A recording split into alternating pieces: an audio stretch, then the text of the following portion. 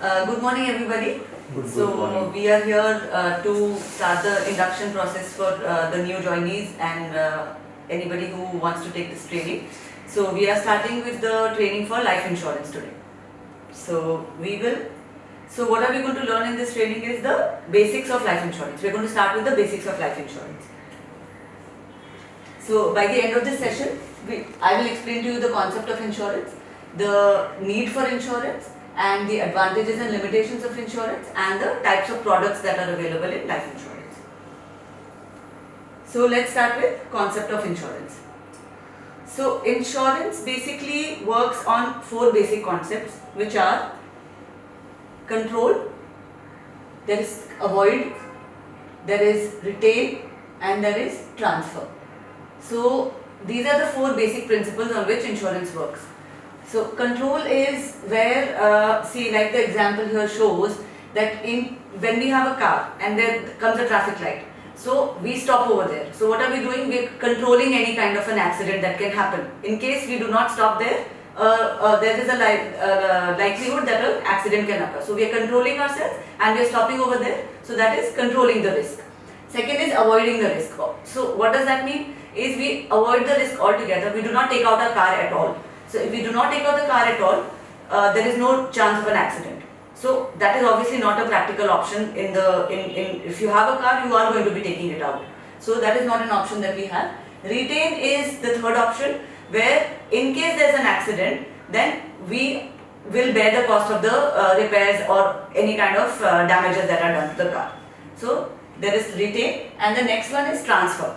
Transfer is that we know there is a likelihood of an accident at some point of time, if at all, and we are transferring that risk to a third party. Here it's going to be the insurance company. So these are the four basic principles of insurance. Now we come to how insurance works. So what happens in insurance is that it is a contribution of many people which is collected into a pool and it is shared by so many people.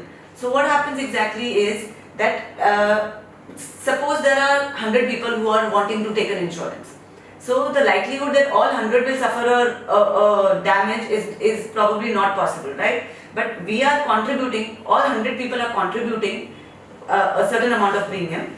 That pool is collected, and out of that, say 2 people or 3 people suffer damages. So those are the 2 people, 3 people who are going to get redeemed from that pool of money that was collected from those 100 people. So this is the basic concept of insurance. In life insurance, there can be 3 types of losses. There is disability, there is death, and there is accident. So, the most basic concept, like I just told you all, is the contribution of many people, where the premium paid by all will be pooled up, and the losses suffered by a few. In life insurance, it could be disability, death, or accident, and the few that suffer these disabilities or whatever will be paid from the pool of money that was collected. How is disability different from accident? Disability could also due to be medical reasons, like say paralysis, a paralytic attack, so which may not necessarily be due to accident. So in such a case also there are policies which pay the insured person some kind of money back or whatever, depending on the kind of policy that has been taken, even disability is paid. Okay, so this we have already done. Here, so can be understood with an example over here, where we are talking about 3,000 houses, each costing 10 lakh rupees, of which 10 houses get burnt. So the total compensation required will be 10 lakhs, 1 lakh each, so 10 lakhs is the total compensation required. There are 3,000 houses, out of which we are talking about 10 houses that got burnt, suppose they cost 1 lakh each. So the total contribution required to get them back into the state they were in would be 10 lakh rupees. So what is the proportion that each person has to pay? So the probability that one person has to pay is the 10 over 3,000 into the loss amount, that is 10 lakhs. So contribution of each person becomes 333 rupees only. So if 3,000 people in a society were living, and if suppose there was a fire and 10 houses got burnt, contribution of everybody would be 333 rupees, but those 10 houses would get 1 lakh each. So total compensation of 10 lakhs would have been paid.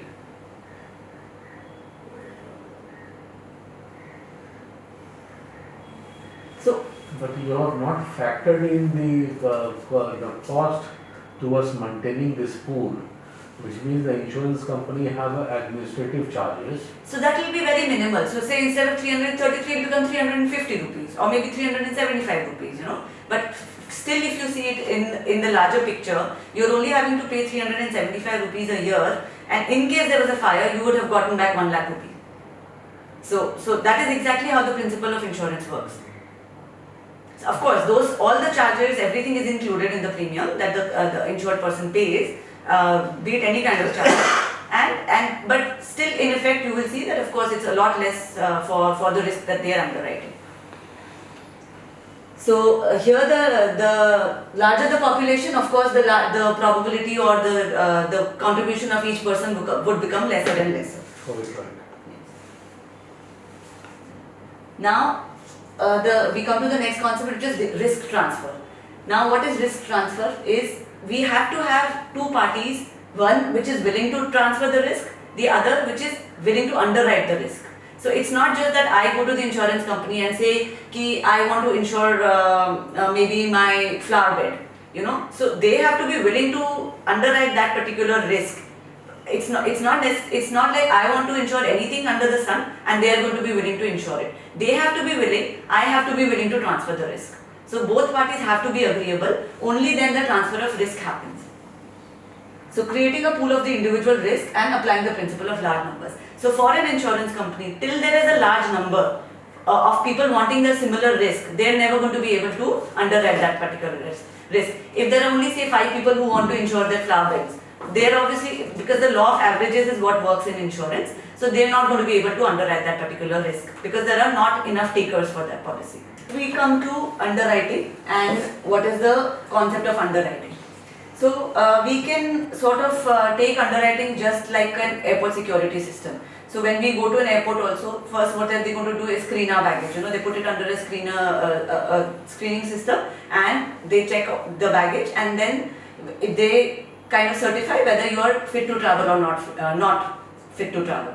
So similarly, in life insurance also, they are going to underwrite what is if a person is fit to be taken into that pool or not. So underwriting or selection is the process of verifying the level of risk each new entrant brings in. An underwriter is an employee of the insurer, and he determines the premium to be charged based on his assessment of the risk. So based on the assessment of a person that the insurance company does, they will kind of agree or not agree to underwrite that particular risk. So how first and foremost would be they review the various factors that are related to the life being considered. So they are going to consider factors like the person's eating habits, their drinking habits, what kind of a job the person is in, because all these factors are related to the risk involved with insuring that particular person. The next would be determining the impact of the factors of probability of dying. So based on the lifestyle of the person, what is the probability of that particular person dying? Like say consider a person who is the age of 20 versus a person who is age of 55. So of course the risk of dying for a person of age 55 is far more than that of a person who is age 20. So they are going to consider all these factors before underwriting and deciding on what premium can be charged for that particular person. Evaluate the total impact of the various hazards on his life. Like say suppose somebody is in a hazardous job, say mining. So the chances of that person dying is going to be far more than somebody who's at a desk job. So again that will play a role in assessing the impact on the life of the person. And then decide on the life's admission into the pool and the terms of admission. So if everything is standard, then they will get admitted into the pool on standard terms and conditions. But in case there is something that is not as per standard norms and conditions, then they might decline or not take in the person at all in the pool, or they might charge extra premium for that person. So extra premium is loading. Loading, yes. So some like suppose for example, suppose somebody is suffering from diabetes. So when they do a medical test of the person and they अगर normal person है तो suppose 20,000 आपका premium आ रहा था, पर अगर उसको diabetes है तो इट्स पॉसिबल देर से कि 20,000 में हम आपका अंडर राइट नहीं कर सकते, आपका लोडिंग लगेगा, आपको 10,000 रुपये एक्स्ट्रा और देने पड़ेंगे। अच्छा, ये 10,000 जो है ये डिसाइड जो होगा वो आपका इंश्योरेंस कंपनी डिसाइड करती है, because that will entirely depend on the medical condition of the person and the age of the person. कि आज एक बहुत यंग पर्सन को सपोज डायबिटीज है तो उसके लिए रिस्क जो स्पैन है they are covering, the span that they are covering for is going to be far wider than somebody who is older. तो वो उसके सब चीज को देख के असेस करके, ये क्योंकि इसीलिए जेनरिक नहीं हो सकता है, ये जिस आदमी का स्कैनिंग हो रहा है, जिसका प्रपोजल है उसके बेसिस पे, उसके मेडिकल टेस्ट के बेसिस पे ही वो डिसाइड होता है कि कितना लोडिंग आ सकता है। So then we come to the principles of insurance. So again, the principles of insurance, we have 4 principles. Essentials of a contract, utmost good faith, insurable interest and indemnity. So we will understand each principle a little more in detail. So what are the essentials of a contract? So the Contract Act of 1872 was written in India by the Government of India, and it governs that a contract is an agreement between 2 or more parties enforceable by law.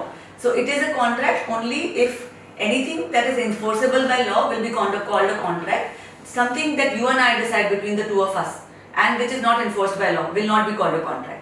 आज हो सकता है मैं आपके साथ कुछ एक deal करती हूँ और हम डिसाइड करते हैं कि okay I am going to sell you something, maybe my laptop, and you are going to pay me 30,000 rupees. But if it is not enforced by law, it is not a contract. It is just probably a deal between the 2 of us. It's not a contract.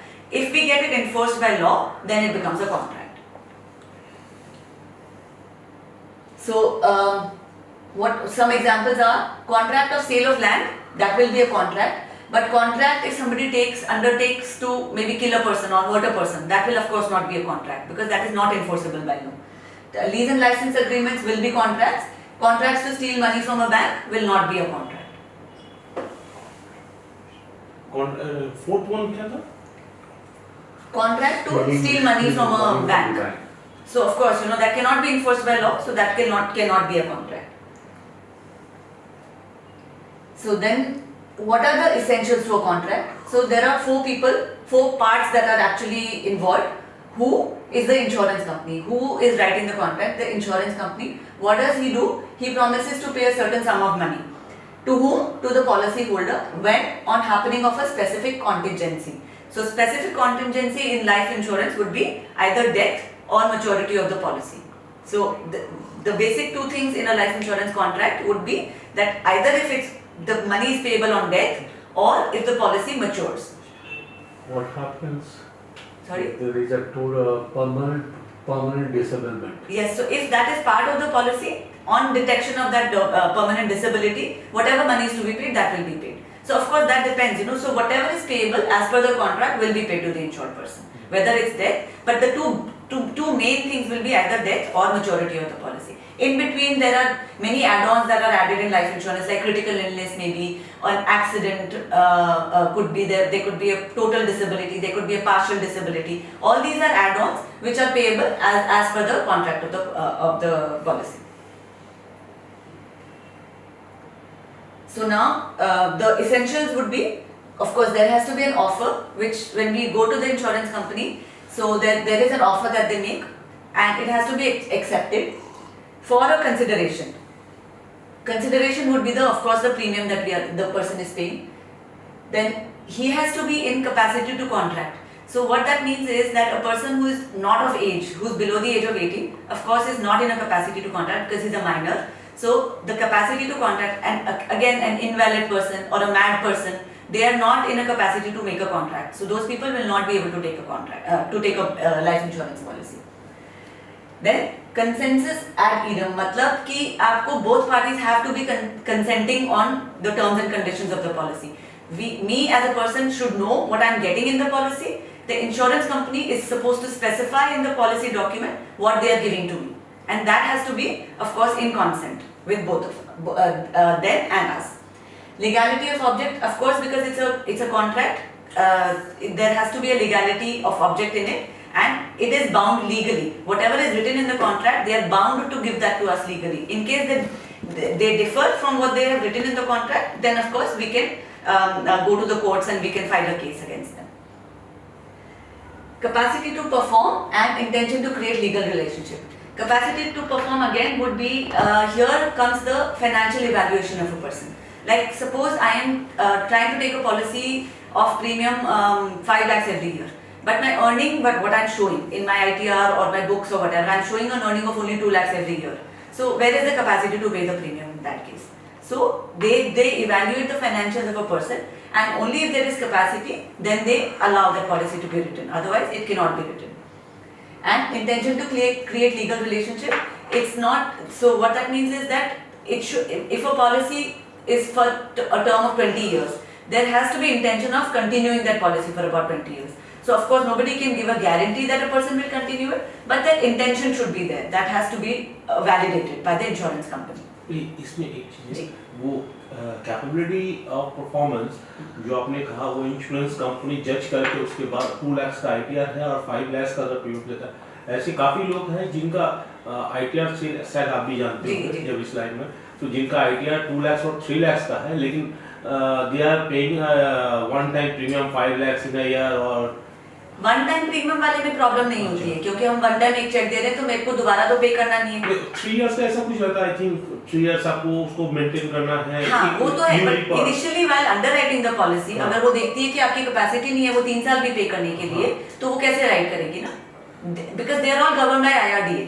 So these are the basic main most basic norms कि अगर capacity नहीं है अगर बंदे की, ITR में नहीं दिख रहा उतना पैसा, तो वो नहीं अलाउ करेगी आपको अंडरराइट करने के लिए, unless you are able to show some other kind of income. You know, if you can show some kind of capacity where you will be able to pay that kind of premium, whatever policy you're taking.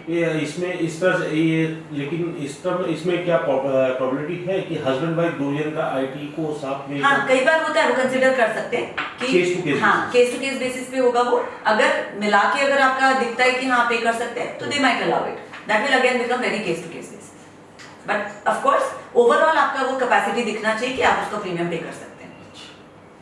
So now we move to the difference between essentials of in essentials of contract. We move to the difference between contract and an insurance contract.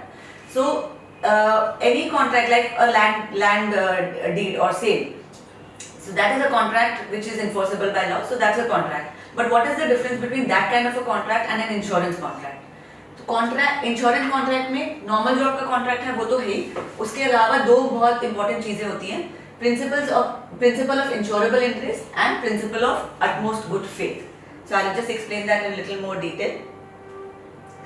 So contractual financial institutions provide a sum of money which is generally guaranteed under a contract. Life insurance involves a contract where a person there's a contract between the life insurance company and an insured person. And a life insurance contract is an agreement that the insurer will pay the insured a sum of money called the sum assured on happening of a specific event, usually the death of the insured or the survival of the insured to the end of a specific term. Like I told you earlier also, so what exactly in an insurance contract, the insurance company and we have the insured person. So the insurance company is promising to pay a certain sum of money to the insured person in an eventuality of a death or to the maturity of the particular policy. So this is the flow of how an insurance contract works. There's a proposer. Proposer will be the insured person who is proposing to the insurance company कि मुझे ये policy लेनी है. Proposal form हम एक offer देंगे insurance company को, फिर वो either उसको accept करेगी तो policy underwrite होने जाएगी. अगर वो नहीं कहती है, अगर मेरे सब कुछ इवैल्यूएट करने के बाद, my financials, my health, everything, वो कहती है कि नहीं आपकी health is not as on a standard underwriting नहीं हो सकती है इसमें, they might give me a counter offer, they might say कि आपको extra loading देना पड़ेगा. अगर वो मेरे लिए all right है, if I am going to be agreeable on that extra loading that they are giving me, then the policy contract is completed and it goes on into underwriting. Otherwise, it goes into cancellation. If that loading is not acceptable to me, then the policy goes into cancellation. And once the policy is issued, there is a free look period of 15 days once the insured person receives the policy document, he has 15 days to cancel the policy in case he feels that the terms and conditions or anything in the policy document is not as per what he had wanted. कई बार क्यों ये चीज क्यों दिया IRDA ने क्योंकि कई बार क्या होता है कि एजेंट्स लोग सब कुछ अपने आप भर देते हैं, इंश्योर्ड पर्सन को पता नहीं होता है कि क्या लिखा है, क्या वो कुछ भी बोल के वो मिस सेलिंग कर देते हैं. हाँ, मिस सेलिंग कर देते हैं. So a person, the insured person, after receiving the documents, he has 15 days to either keep the policy or say that I want to cancel the policy. In such a case, the entire premium amount is refunded to the. Any charges? No, generally they do not deduct any charges. Within 15 days? Yes, within 15 days cool off period जो है आपका उसमें कोई charges deduct नहीं होता है. Possible? I remember. Yes. I had taken out a policy from HDFC Life, Okay. and upon receiving the document, Mm-hmm. certain clauses which were there Mm-hmm. was to which I was not comfortable with. Okay. Okay. I had gone for a free look cancellation, Okay. but unfortunately I did not receive the full amount. And did they give you a reason as to why not? At that point of time I was abroad, Oh, okay. so I wrote a mail from abroad Mhm. because I was working there. I could not come to India, Okay. and I only came to know that this amount of money has been transferred into my Okay. bank. I used to have access to my net banking. Okay. And because the amount was not significant, maybe 2,000 or 3,000 rupees. So here. sometimes what happens is that the medical charges, the medical test that you had undergone, it's possible that No, some there was no insurance medical, companies. There was no medical. There was no medical charge? There was no medical. Okay. I do not know, but however, this is what I knew, Okay. that upon during the free look period, if there is a cancellation, Mhm. the entire amount gets refunded. Yes, it does. Oh, In yeah. This is in what happened. general, that is what gets refunded. Some companies might just deduct the medical charges if at all, Hmm. but other than that, there are no charges that should be deducted by the insurance company. Right, right. Yes. So I'm sure if you had pursued it, and either they would have given you a reason as to why it has been deducted, or they would have returned that. They would have refunded that money as well. Because I think you were not able to pursue.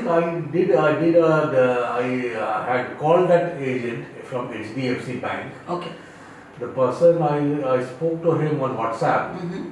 and what he said that the stamp duty, Okay. which was levied on the policy, Okay. That is what they deducted. they have deducted that. Okay. Possible. Maybe. Not too sure of that. Okay. Okay. So now we come to the second principle, which is utmost good faith. So, It is called Uberima Fide. sorry? In Latin, Yes, it is yes. called Uberima Fide. Yes. So ordinary commercial contracts are governed by the principle of caveat emptor.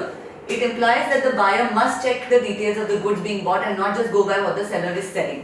So what that means is that when a normal contract takes place, like suppose I am buying maybe a house, a property from you. So I am supposed to go visit that property, see everything, वो जितना मुझे बोल रहा है क्या है नहीं है वो मैं अपने आप check करूँगी. Because once the deal is done, then I'm not going to be in any position to go and ask him, but you told me so much, but it's only this much, So it's my duty to check everything that I'm buying, whether it isn't correct or is there anything that is missing, So that is my duty. So that is what is called the principle of caveat emptor.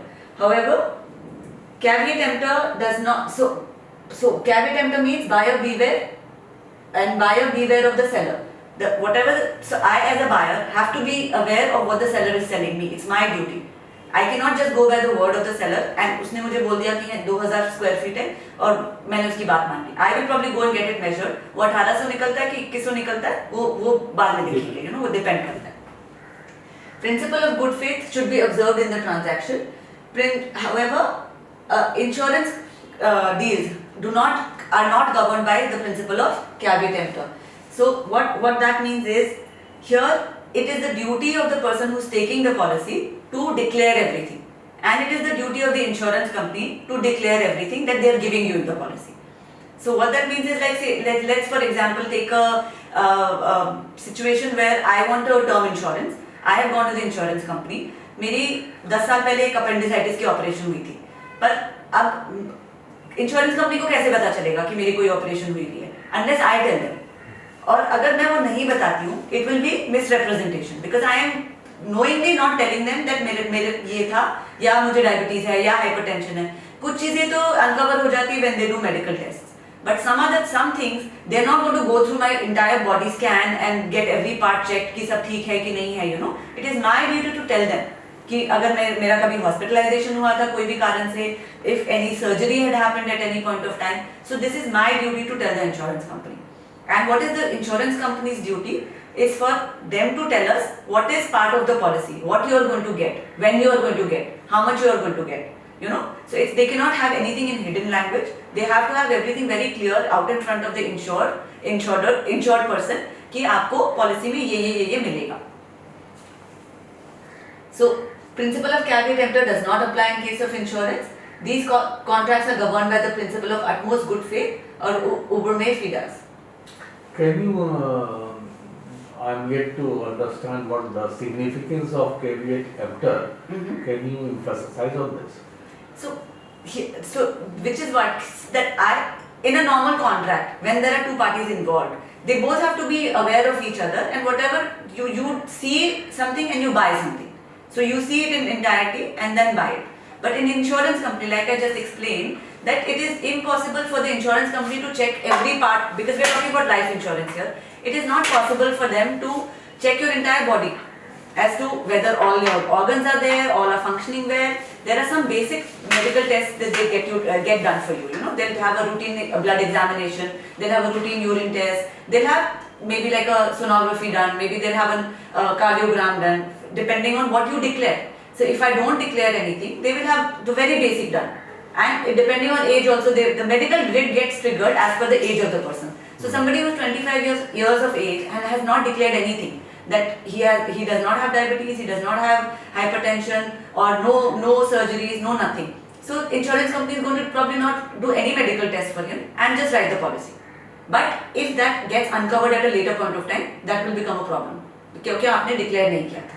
So caveat emptor here is that caveat emptor means that be aware of what you are selling. So which is why caveat emptor does not apply to life insurance. It is my duty to declare. As an insured person, it is the insurance company's duty to tell me what I am going to get in the policy. One thing, while entering into a contract, one has to fill up a proposal. Right. Okay. Whether you had this, whether you had that, so many Right. histories are Right. asked, and Right. we say either yes or no. Yes. Yes. Okay. There are certain things which may have happened, which is not there in the proposal form. Okay. And upon taking of the policy, the person suffers from that particular disease or ailment.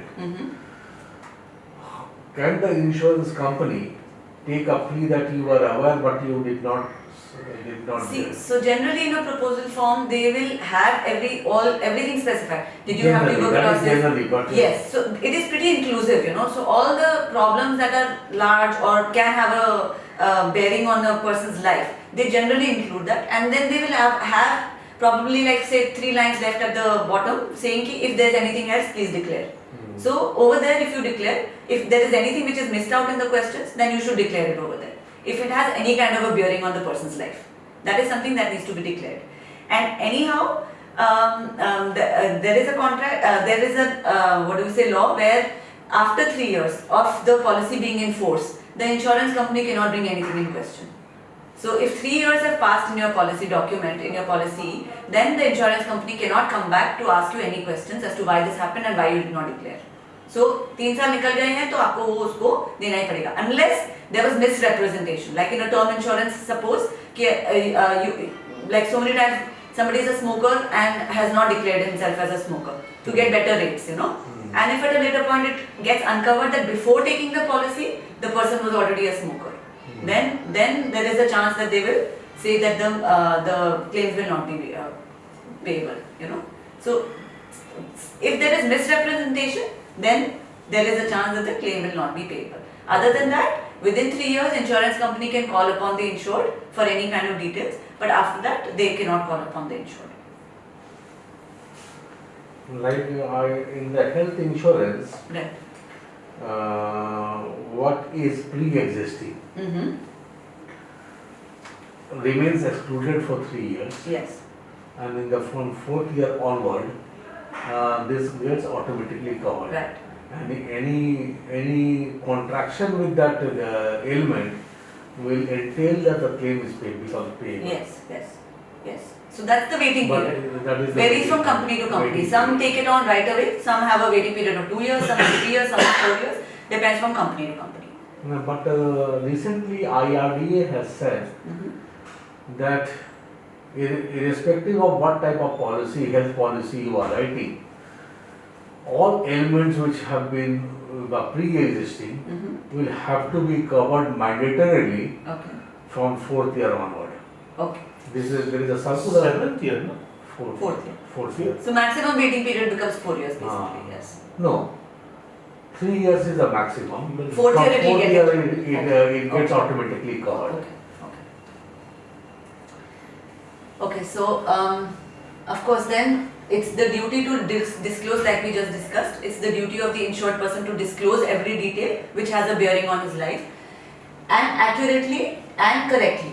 So not providing correct information amounts to misrepresentation. What happens is that at the time of filling of the claim, proposal form,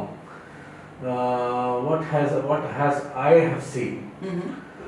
that without asking the insured, the agent fills up the form no everywhere. Yes. Yes. Okay, and at the time of claim, when the proposal was scrutinized, found that it is said as no. Yes. This is a kind of a misrepresentation. Absolutely. Absolutely. And this has This is happened now. mis-selling rather than misrepresentation, because probably the insured doesn't even know those questions were answered as no by the agent, you know. That is why it is. I think it is important for the Insured to fill up the insured to proposal fill up form. the proposal Yes, form. we always stress on the fact that please declare correctly and please fill up the form yourself.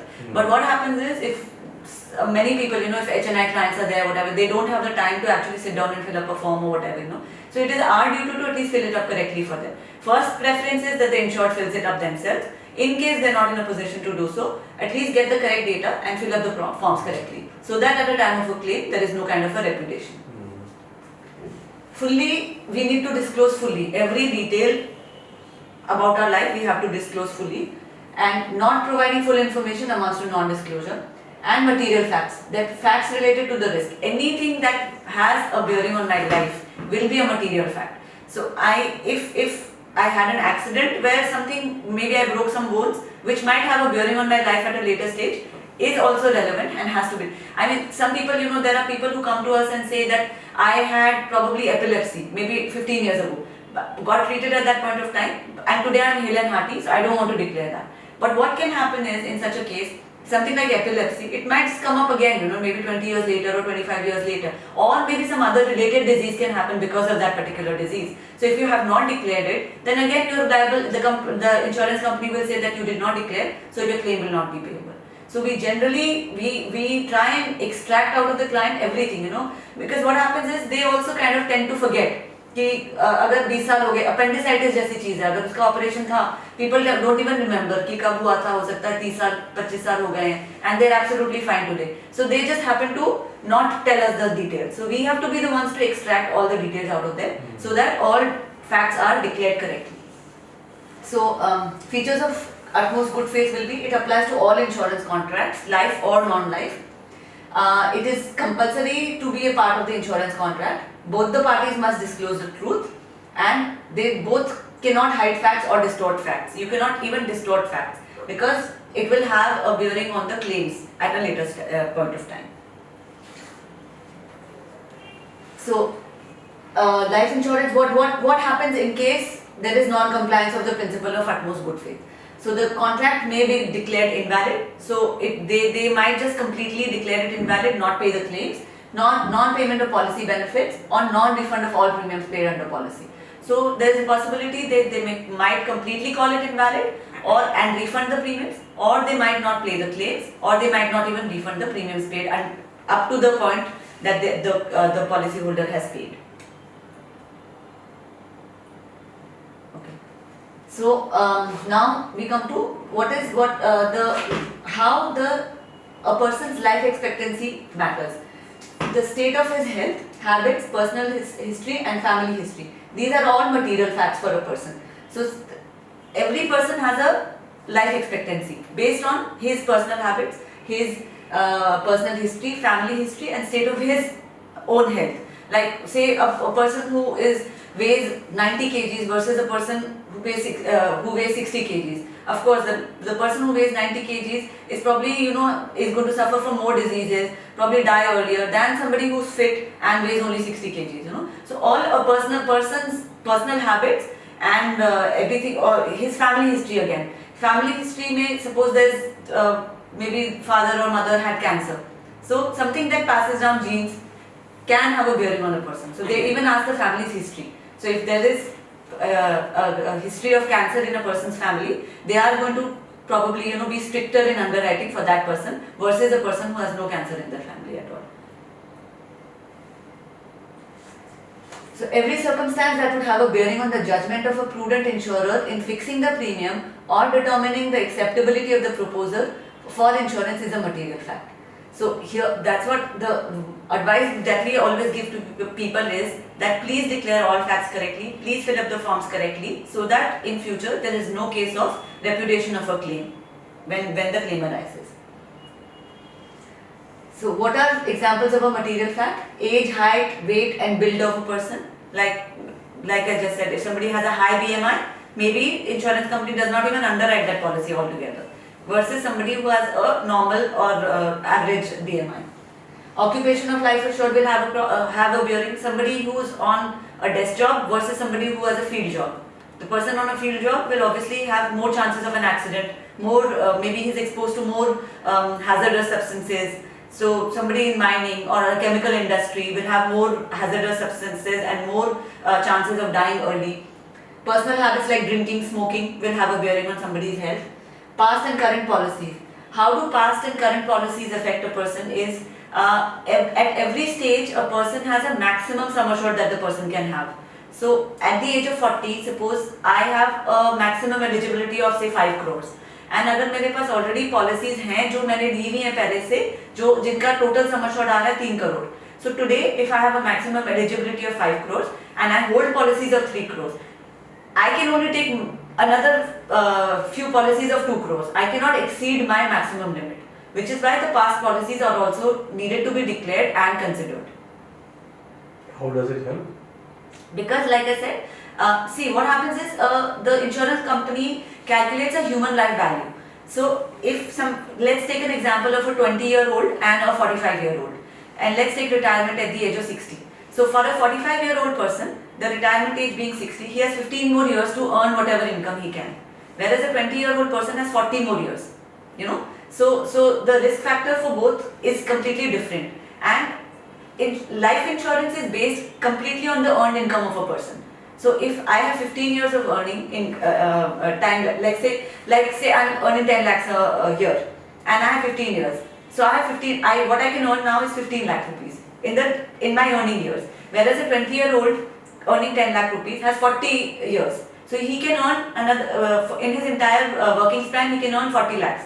So he can take a policy up to 40 lakhs or a multiple of that, whereas I can only take a policy of 15 lakhs because I only have so much human value left in my life.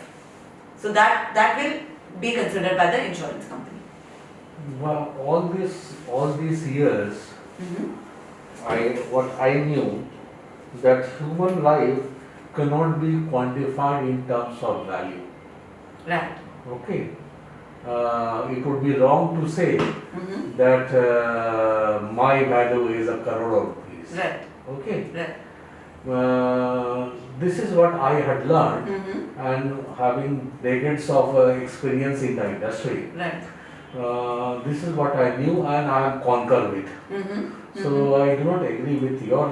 So, but there has to be some kind of a valid explanation that we need also, right? Because for life insurance, how do you judge the value of a person then? Otherwise, how do you substantiate the fact that he can earn so much in his life and he cannot take a policy beyond that? Because what happens with life insurance again is that the insurable interest factor comes in.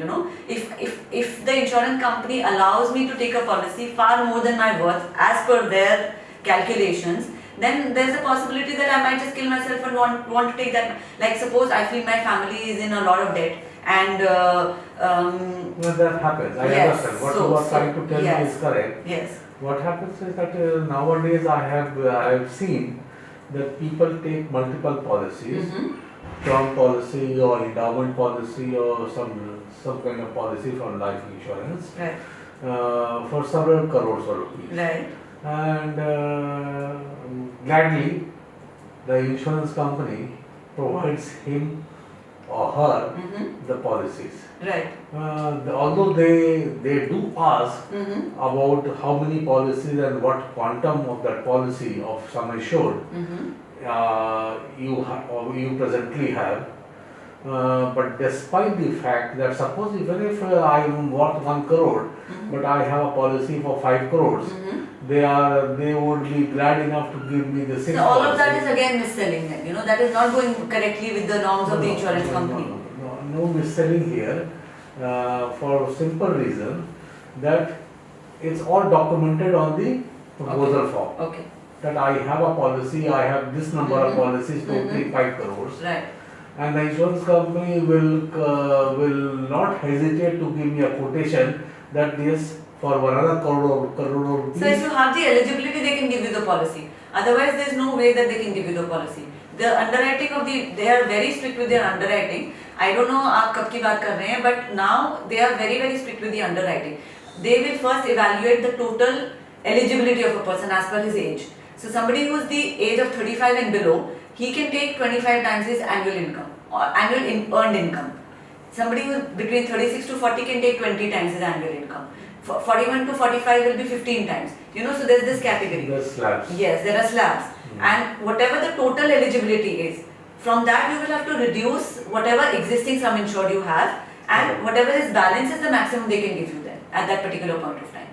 That is the criteria on how taking a sum insured or taking a new policy works, be it a term insurance or an endowment policy. They are slightly more lenient with endowment policy, savings plans, but with term insurance they are very strict. Because endowment policies, you know there is a saving element, you are putting in the money, you are not going to withdraw, but term insurance is something that there can be a breach of insurable interest. If you are taking far more than what the human value they calculate, there can be definitely a breach of insurable interest in that. So, material facts, like we already discussed, the principle of utmost good faith holds true for all insurance policies, for all life insurance policies, where you have to declare all material facts which have a bearing on a person's life. So, what is the importance of principle of utmost good faith? It is to protect the interest of the community of policyholders and to ensure that the right premium is charged, to promote fairness among policyholders and ensure that no one gets undue advantage, and to ensure that new entrants are included in the appropriate risk class. So what happens is, even if one person misrepresents something and takes a policy. So suppose I am a smoker and I have not declared it, and certain parameters. So what happens is, medical test is not mandatory for all policies. The insurance company probably sees many other factors. If they feel it's required, if I'm like say of the age 25 and sum assured is not too high, and if all my whatever facts I've declared do not look like it's any kind of a risky proposal, you know, so they might not ask for a medical test from me.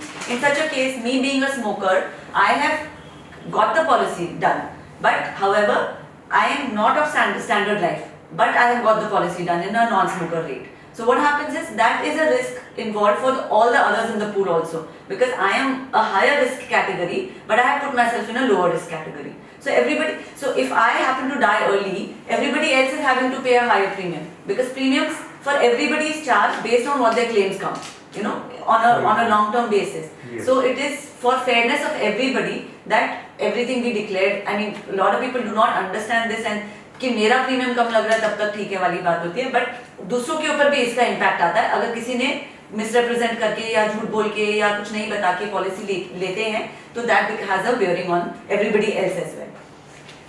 Of course, the fairness to other policy holders and nobody gets undue advantage is what I just said, and to ensure that the new entrants are included in the appropriate risk class. Again, see, so if if I am substandard in my life, then I should be paying that extra premium so that everybody does not have to bear that burden of mine, and I am the one who is going to be bearing that burden. In case of death, then the insurance company has already taken a certain amount of premium from me, where they are going to be covering my life for that. So again, who does the duty of disclosure lie on? It applies to both the proposer and the life to be insured. Where does it begin? At the time of proposal for insurance. Where does it end? At the time of commencement of risk. So once the risk has commenced, then that is where the duty of disclosure ends. So like say, for example, if the life to be insured falls sick, the fact that has to be informed to the insurance if it happens before the first premium receipt is insured, but not after. Like another example I can give you here is again smoker and non-smoker. Suppose while taking the policy I was a non-smoker, and 3 years down the line it's very much possible that a person starts smoking, you know, तो फिर आपका risk category तो बढ़ गया, but उस time आप बताते हैं insurance company तो it's very good, but it is not mandatory that you tell them that I have now become a smoker. The insurance company is liable to pay the claim even after you have become a smoker, but we still tell everybody that it is always still better to declare if there is any kind of material change even after having taken the policy. But the duty of disclosure starts when you apply for a proposal, and it stops at the time when the risk has begun, when the policy is written and you have received your document. So it's the insurer's duty to voluntarily disclose the details of the insurance plan to the proposer or the life to be insured. So material facts that can affect the judgment of a prudent underwriter of an insurance company in deciding whether to insure a particular risk, the terms on which to insure it, and the premiums to be charged. So this is the voluntarily disclosure by proposer or the life to be insured. So any detail that can have for the underwriter to decide what kind of a risk is involved with this particular life, anything to do with that has to be disclosed. What is misrepresentation? Here is if we are substantially false and known by the proposer to be false. If there is something that is already known to me and I am probably not telling the insurance company, that will be called misrepresentation. Not known to the insurer. Sometimes what happens is that I have sent in my policy for like, say a term insurance. Then they get and I at that point do not know I have diabetes. बहुत बार होता है कि नहीं disclose होता है ना, आपको खुद को नहीं पता है कि है हमारे पास, फिर जब वो मेडिकल टेस्ट कराते हैं तो उसमें निकल के आता है, but that will still not be called misrepresentation because मुझे पता नहीं था. But lot of people what happen is they try take a chance कि मुझे पता है मुझे डायबिटीज है पर मैं नहीं बता रहा हूँ, मैं बोल रहा हूँ नहीं मुझे डायबिटीज. अगर मैं वो कहती हूँ तो वो मिसरिप्रेजेंटेशन हो जाता है. तो इससे क्लेम में इफेक्ट आएगा? जी जी जी, क्योंकि आई टेल यू कैसे आता है इसमें इफेक्ट. क्योंकि आपका जब कभी फ्यूचर में जाके सपोज हॉस्पिटलाइजेशन होता है तो आप डॉक्टर को तो आप झूठ नहीं बोलेंगे, डॉक्टर को तो आप बोलेंगे कि हाँ मुझे 2002 से मुझे डायबिटीज है और यहाँ आपने पॉलिसी ली है 2011 में. तो जब क्लेम आता है तो इंश्योरेंस कंपनी आपके सारे डॉक्यूमेंट्स को चेक कर सकती है, आपकी मेडिकल हिस्ट्री और हॉस्पिटल जाके वो पेपर्स निकलवा सकते हैं, सारा कुछ चेक कर सकते हैं. अगर उसमें निकल के आ गया उनके सामने कि आपको 2002 से डायबिटीज था तो वो तो मिसरिप्रेजेंटेशन हो गया ना फिर आपका. इसमें कई दफा ऐसा भी तो हो सकता है ना कि जैसे कि मैं अपने केस में बताता हूँ, कोई साल में एक बार जस्ट टेस्ट करवा लेता है. वो कई दफा होता है कि वो एक रैंडम टेस्ट होता है तो वो करवा लिया, लेकिन इट्स ओके, पॉलिसी बाय कर ली, लेकिन बाय करने के बाद किसी कारणवश कुछ होता है, उस समय पता चलता नहीं इसमें डायबिटीज था या नहीं. तो उस टाइम तो नहीं था ना जब आपने पॉलिसी ली तब नहीं था, लेकिन कुछ प्रूफ तो नहीं है ना. नहीं तो वो उससे कुछ फर्क नहीं पड़ता, क्योंकि जब हुआ जब नेक्स्ट आया सपोज 1 साल बाद आया तो आपका फर्स्ट डायग्नोसिस तो उस टाइम था ना, तो that is the date is after taking the policy. तो उस टाइम जब आपने पॉलिसी ली तब नहीं था बोल के आप कह रहे हैं आपके पास कोई प्रूफ नहीं भी है, पर आपका फर्स्ट डेट ऑफ डायग्नोसिस तो आपका 1 साल के बाद का था, तो that itself is proof enough. उसमें फिर कोई प्रॉब्लम नहीं आती है, बिकॉज उससे इसका अगर ये प्रूव हो जाता है ना कि आपका उस पॉलिसी आपने 2011 में लिया, उसके 4 साल पहले से आपको डायबिटीज था, कोई भी आपके प्रिस्क्रिप्शन में निकल के आ जाता है, डॉक्टर्स के या रिपोर्ट्स आ जाते हैं, हॉस्पिटलाइजेशन के फैक्ट्स में आ जाता है, कुछ आ जाता है, तब उसमें प्रॉब्लम होती है. पर आपका date of diagnosis is after the date of policy, तब कोई प्रॉब्लम नहीं आती। सो नाउ नॉन डिस्क्लोजर होता है कि insure does not disclose information about material fact because the insurer has not raised any specific inquiry. तो in case insurer अगर आपसे स्पेसिफिकली कुछ क्वेश्चंस नहीं पूछता और आप नहीं बताते हैं तो that becomes non disclosure. When a fact is intentionally suppressed it is known as concealment, कि आप जानते हुए, अगर नॉन डिस्क्लोजर होता है कि इंश्योरर ने मुझसे पूछा ही नहीं तो मैंने बताया नहीं, आपने मुझसे पूछा ही नहीं तो मैं कैसे बताती। कंसीलमेंट होता है कि आपको पता है, आपसे पूछा गया है पर आप उसको छुपा रहे हैं और आपने बताया नहीं, that will be called as concealment. So both in fact will come under misrepresentation and it is something that we try and avoid at all costs. Like say so concealment would be habits, अगर आप एक कोई है कि बहुत alcohol जैसी चीज है जो आपके probably ब्लड टेस्ट में 24 घंटे के बाद नहीं आएगी, you know, and अगर कोई मेजरली अल्कोहलिक है और 4 दिन तक उसने नहीं ड्रिंक किया क्योंकि उसको पॉलिसी लेना था, फिर उसने ब्लड टेस्ट करा दी, उसमें तो आएगा नहीं, बट फ्यूचर में जाके वो फिर से उसने स्टार्ट कर दिया ड्रिंकिंग बहुत, पर फिर ये जाके कहीं पे एस्टैब्लिश हो गया कि पॉलिसी लेने के पहले ही अल्कोहलिक था, तब उसमें प्रॉब्लम आ सकती है। लेकिन वो रेगुलर नहीं है, ऑकेजनली है, ओकेजनल होने में कोई प्रॉब्लम नहीं है। हाँ, that is okay. That is occasional है, आपके विद इन लिमिट्स है, उसमें कोई इंश्योरेंस कंपनी को प्रॉब्लम नहीं है। कभी अल्कोहलिक लिमिट तक चला जाता है, that is a problem for the insurance company. Cigarette तो कॉमन है, उसमें तो सिगरेट के लिए they will ask you whether you are a smoker और नॉन स्मोकर। तो स्मोकर के लिए रेट्स थोड़ा हायर होता है, नॉन स्मोकर के लिए रेट्स कम होता है। मैडम एक चीज मैं बोलना चाह रहा था जी, कि recently I took a top up policy health insurance का। Health insurance Okay. Because my age was 55 plus, so उसमें मेडिकल ट्रिगर हो गया था। बट व्हाट हैपेंड, HDFC ने क्या कहा कि भाई ठीक है, वी विल हैव अ मतलब वो लोग बॉम्बे से कॉल करेंगे Okay. and they asked me whether I drink or not. I said occasionally, but I am a smoker by habit. Okay. But हमको स्मोकिंग के बारे में पूछा नहीं, अच्छा, and जब पूछा नहीं तो मैंने कहा नहीं। राइट। तो does it tantamount to suppression of material fact? To a इसलिए ये certain जो extent, डिस्कशन yes. जो हुआ है, हाँ जी। जिस रिकॉर्डेड है, हाँ जी। मतलब उन्होंने रिकॉर्ड किया था, तो उसमें उसने स्मोकिंग के बारे में नहीं पूछा था मुझसे। It will be considered misrepresentation to a certain extent because it does have a bearing on your life. Now again, it can go अब कभी जब अगर कंटेंशन में आता है, बिकॉज क्योंकि हेल्थ इंश्योरेंस में भी आपका अगर स्मोकिंग एंड ड्रिंकिंग है, they might give you a loading on your premium. So smoking के लिए अलग होता है और ड्रिंकिंग के लिए अलग होता है। तो अगर आपने स्मोकिंग डिक्लेयर नहीं किया है, it could cause a problem at a later point of time. It is always best to let them know and pay the loading amount, and so that आपकी claim के see what happens is the premium, the extra premium that loading madam कि HDFC मेरा जो primary policy है वे भी मतलब health insurance का, that is also with HDFC। okay for last 10 years not a single penny I claim. okay I am getting full no claim bonus, cumulative bonus। ठीक है। अब मैंने सोचा कि बिकॉज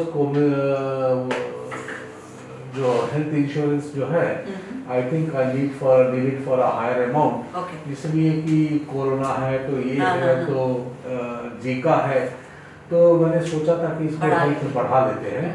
तो प्राइमरी पॉलिसी में बढ़ाने से क्या है कि यू पे a lot significant lot of premium, right top up लेने में थोड़ा कम लगता है, इसीलिए मैंने टॉप अप ले लिया था। Okay. तो टॉप अप में जो हमारे पास क्वेश्चन आया था in the form of Excel file, तो उसमें जहाँ फिलअप करना था मैंने फिलअप कर करके दे दिया। okay दे से दैट ठीक है, आप लोग का आपके साथ हम टेलीफोनिक ये करेंगे। और उसने मुझे ड्रिंकिंग जो है, मैंने कहा मैं ड्रिंक नहीं करता हूँ, ओकेशनली मैंने ये कहा था। स्मोकिंग के बारे में नहीं पूछा तो मैंने बताया नहीं उसे। okay वही है, I don't know whether this is going to have a bearing on my claim. It could. What we can do is probably check with somebody in the health insurance department here because I'm not an expert in health insurance. So they will be able to tell you exactly कि अब आपको declare करना चाहिए कि नहीं करना चाहिए उस चीज़ को। सुरजीत है हमारी कंपनी में या फिर विशाल, तो उनसे एक बार डिस्कस करने से I think they will be able to give you a clear picture. So ये मैंने आपको पहले भी बताया, section 45 stipulates that a life insurance policy cannot be called in question on any ground after 3 years from the date of issuance of the policy or the date of the revival of the policy, whichever is later. तो जितने भी material facts जो भी है, once the policy is issued और 3 साल निकल जाते हैं अगर, तो insurance company can not call on it for any misrepresentation और एनी फैक्ट्स और एनीथिंग। अगर 3 साल निकल गए हैं तो इंश्योरेंस कंपनी के पास कोई ग्राउंड नहीं है उसको कोई भी क्वेश्चन उसके ऊपर रेज करने के लिए। Now we come to insurable interest. So what is insurable interest and what are the types of insurable interest? See now, there are 2 types of risks: speculative risks and non-speculative risks.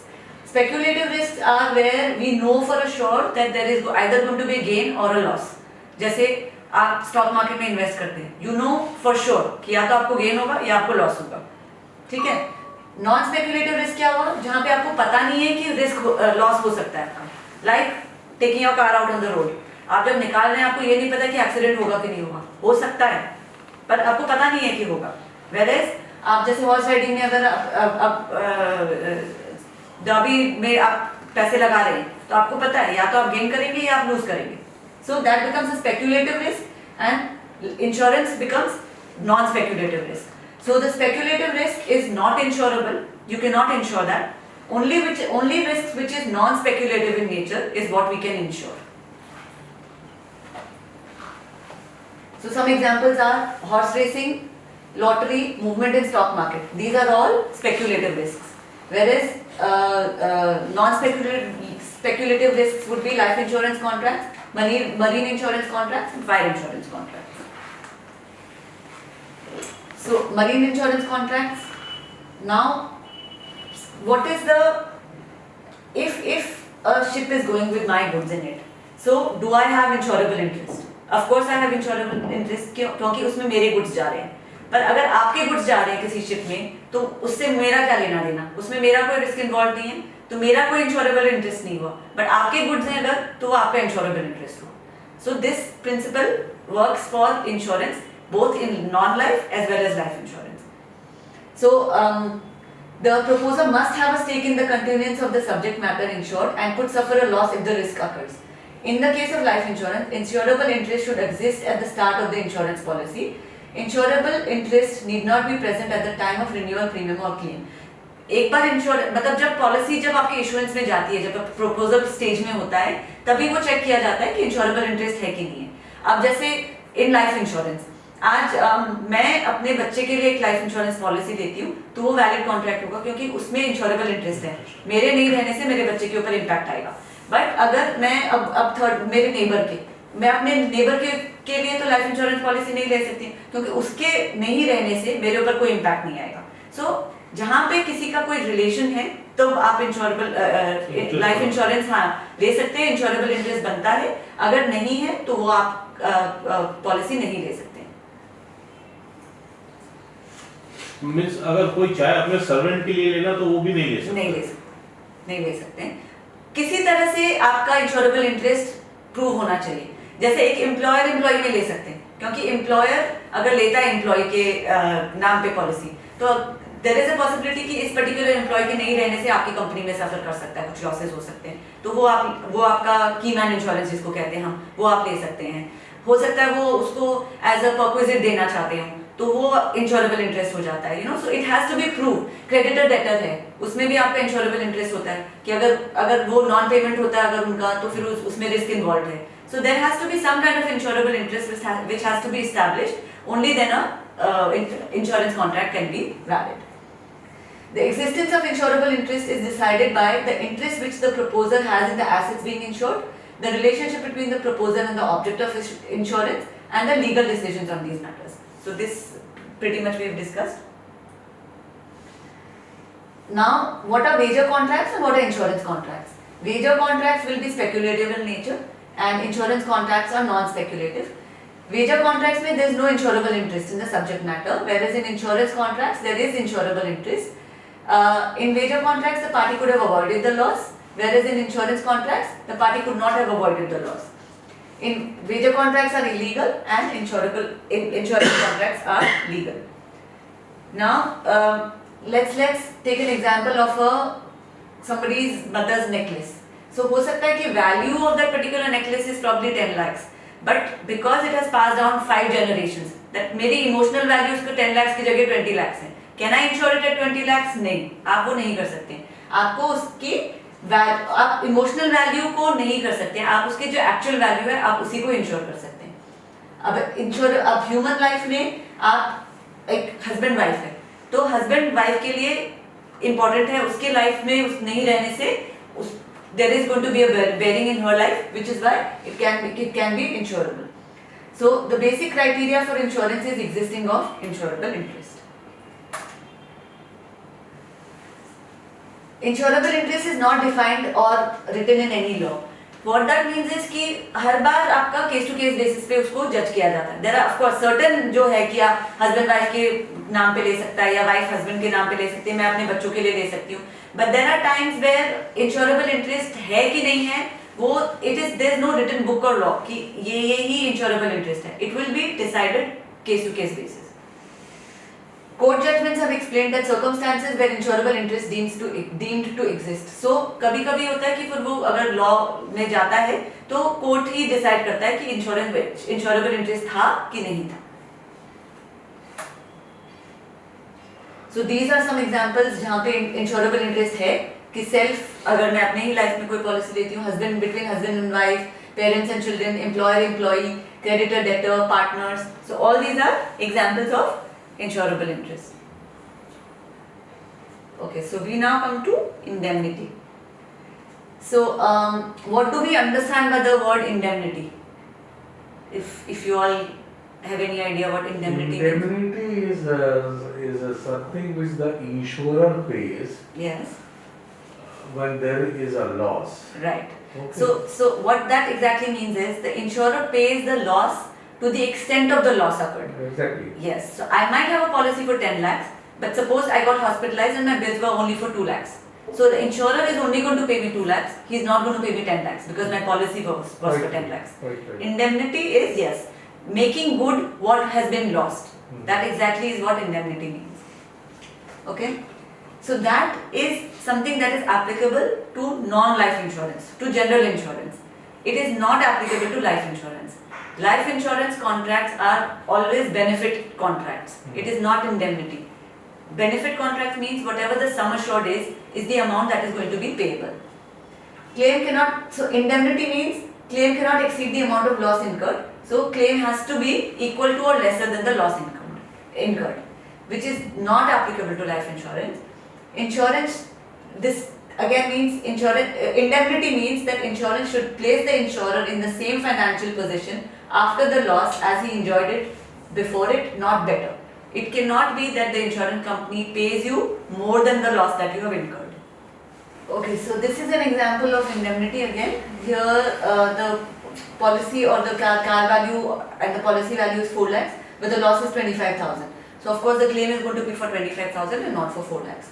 So insurance is here putting the insured in the same financial position as they were in before and not better than what they were at start.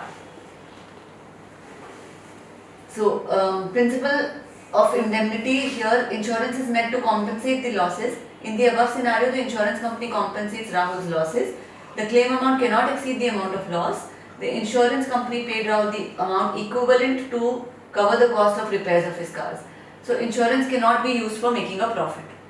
And principle of indemnity does not apply to life insurance. This we will just understand a little more in detail. So what are the advantages of life insurance? Principal immunity is not applied for life insurance. Yes. लेकिन वो भी तो उसका part है, like partially रिजर्वमेंट। नहीं तो again सी उसमें क्या होता है कि इस लाइफ इंश्योरेंस में क्या होता है, बेनिफिट, इसको कहते हैं बेनिफिट प्लान। बेनिफिट प्लान का क्या मतलब होता है, इसमें एक सम अश्योर्ड होता है अगेंस्ट एवरीथिंग। आप जो डिसेबिलिटी की भी बोल रहे हैं उसका भी एक सम अश्योर्ड होता है। जब हम policy, when we start the policy, there is a sum assured, there is a life cover जिसका एक सम अश्योर्ड है। अगर डिसेबिलिटी राइडर दिया हुआ मेरा, उसका एक सम अश्योर्ड है। वो तो इनबिल्ट था ना? नहीं, not necessary, not all plans have inbuilt disability Riders. किसी में होता है, किसी में नहीं होता है। आप उसको एड ऑन ले सकते हैं, किसी में इनबिल्ट है तो वो आपको ऑटोमेटिकली मिलेगा। जिस जो भी है उसका एक सम अश्योर्ड रहेगा। अगर आपने क्रिटिकल इलनेस राइडर ले रखा, उसका एक सम अश्योर्ड है। तो whenever that particular condition is met, चाहे वो डिसेबिलिटी है, चाहे वो क्रिटिकल इलनेस है, जो भी है, तो जो सम अश्योर्ड है, that total amount will be paid to you. It is not कि उसमें से लाइक सपोज डिसेबिलिटी हो गई किसी को, मेरे पॉलिसी में डिसेबिलिटी के लिए मैंने राइडर ले रखा था 10 लाख रुपए, ठीक है, और अब मुझे डिसेबिलिटी हो गई है तो मैं फॉर वट एवर रीजन मुझे हॉस्पिटल जाना पड़ा, वहां मेरा बिल 2 लाख आया, तो ये नहीं कि इंश्योरेंस कंपनी मुझे 2 लाख देगी। अगर that particular condition was met और मेरा सम एश्योर्ड 10 लाख था, वो मुझे 10 लाख दे देगी।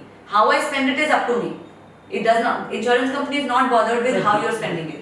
डिसेबिलिटी मींस कि कोई पॉलिसी अगर ले रहा है तो उसमें अगर आपका लाइक कि एक हाथ एक पैर चला गया या उसके लिए एक परसेंटेज है, थंब अगर चला गया, हैंड और लेग व्हाटएवर, तो उसके लिए एक सर्टेन एक्स अमाउंट है, तो वो तो इंडेमनिटी में के साथ में मैच इंडेमनिटी नहीं हुआ ना, मेरा जो सम एश्योर्ड है उसका एक परसेंटेज वो मुझे लमसम में मिल जाएगा। अच्छा, वो डिसाइड किया हुआ, हाँ, वो ऑलरेडी प्री डिसाइडेड है, कि मेरा सम एश्योर्ड प्री डिसाइडेड है। When I am taking the policy, suppose मैंने चाहे 10 लाख लिया हो, चाहे 15 लाख लिया हो, जो भी लिया हो, और ये यहाँ जो है वो कि आपका हॉस्पिटलाइजेशन हुआ आपका, वहाँ पे आपका 10 लाख की पॉलिसी थी, पर आपका ट्रीटमेंट कॉस्ट 2 लाख आया, तो आपको 2 लाख ही मिलेंगे, आपको 10 लाख नहीं मिलेंगे। So that is the basic difference between indemnity policies and benefit policies. So life insurance policies are always benefit policies. So what are the advantages of taking a life insurance policy? It protects targeted savings. It creates an immediate asset, encourages long-term savings, provides protection against creditors, provides tax relief. So of course, you know what happens with life insurance policies is that you are paying a premium every year, and these are long-term contracts. We generally tell clients also and everybody कि छोटे period के लिए life insurance मत लीजिए, it does not solve a purpose, क्योंकि आपकी life cover भी थोड़ी रहती है और आपको रिटर्न्स जो अगर आपकी बेनिफिट प्लान है, अगर आपके सेविंग्स प्लान है, तो उसमें आपको बेनिफिट भी ज्यादा नहीं मिलेगा। अगर 10 साल की पॉलिसी है, 5 साल की पॉलिसी है, तो उसमें कोई ज्यादा बेनिफिट नहीं आता है।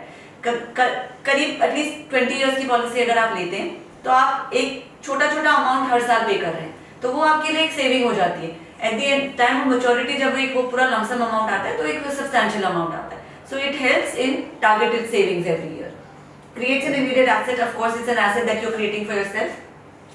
Encourages long term savings. Yes. तो वही है कि थोड़ा थोड़ा करके आपने जमा कर लिया, आपको एक टाइम पे जाके आपको लमसम अमाउंट मिल जाता है। Provides protection against creditors. अब जैसे अगर किसी ने टर्म इंश्योरेंस लिया, उसने होम लोन भी ले रखा था साथ में, कोई कारण से अगर डेथ हो गई अर्ली, तो फैमिली के ऊपर कितना बड़ा बर्डन आ जाता है उसमें। तो कम से कम अगर टर्म इंश्योरेंस लिया था, उसमें से मुझे एक बहुत अच्छा खासा पैसा मिल जाएगा, तो it's possible that I can pay of my creditors from that. Provides tax relief. Life insurance policies, आप जो प्रीमियम दैट यू पे is tax free under section 80C, and the benefits you received under is again tax free under section 1010D. So you're getting tax benefits on both ends, on the premiums you pay and the maturity benefit. But however, life insurance also has some limitations, that all risks cannot be insured. Like we had discussed earlier, कि अगर enough takers हैं कोई particular risk के लिए, only then insurance companies write that kind of a policy. All risks are not covered, you know. आज में अगर एक like there used to be some policies for disabled children and कभी-कभी आ जाती है, but in general disabled के लिए कम policies बनती हैं, you know.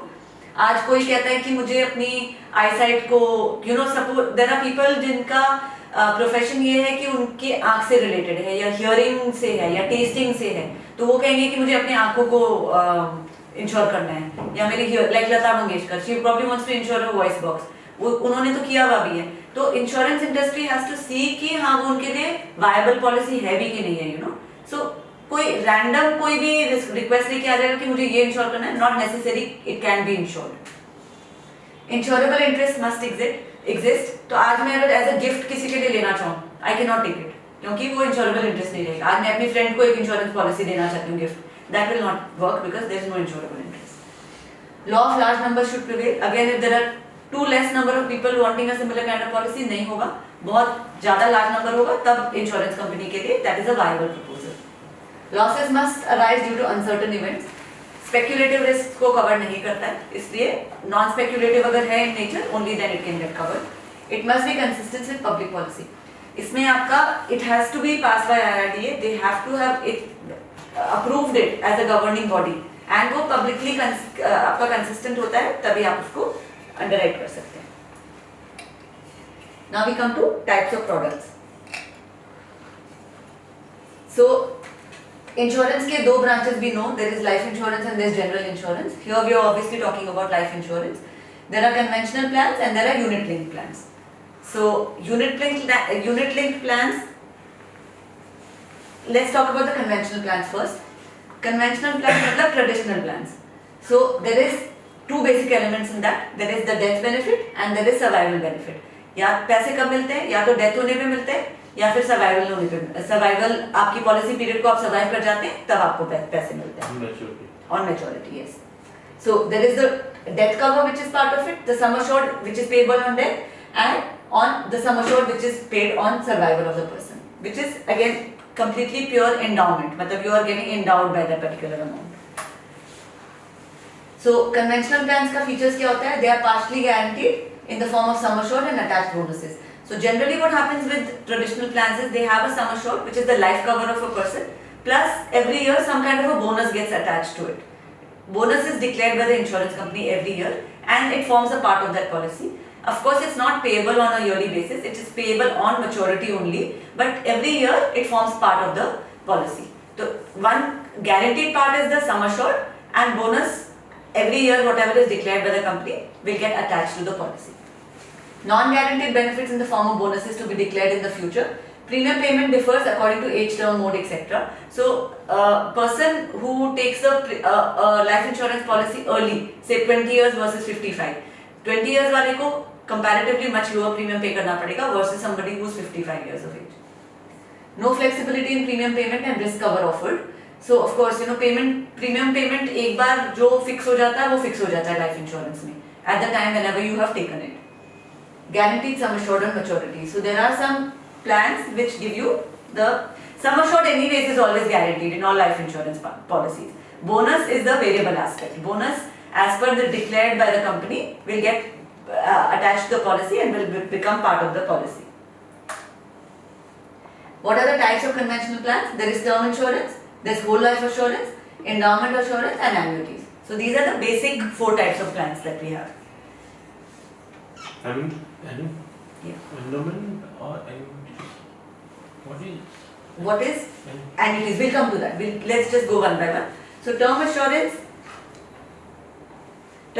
is where for a specific period of time a person takes a policy and your life is covered for that particular policy. This is what we call the term insurance, which is the most common and the most probably say essential kind of life insurance at the moment.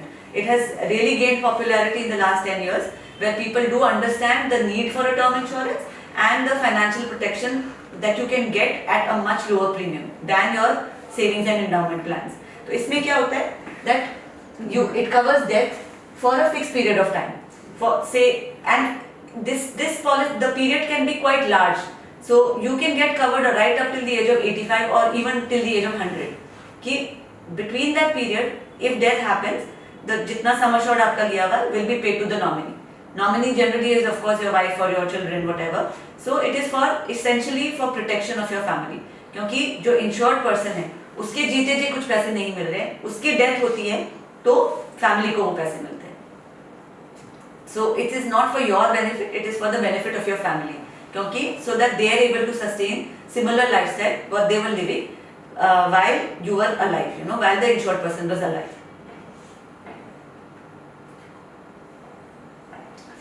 The life assured is not paid anything if he survives till the end of the term of the policy. So another feature of this is कि अगर suppose मैंने 85 तक के लिए coverage लिया हुआ है, आज मैं 40 साल की हूँ, my policy is for a period of 45 years, and I fortunately do not die by the age of 85, and I die in the 86th year, when I turn 86.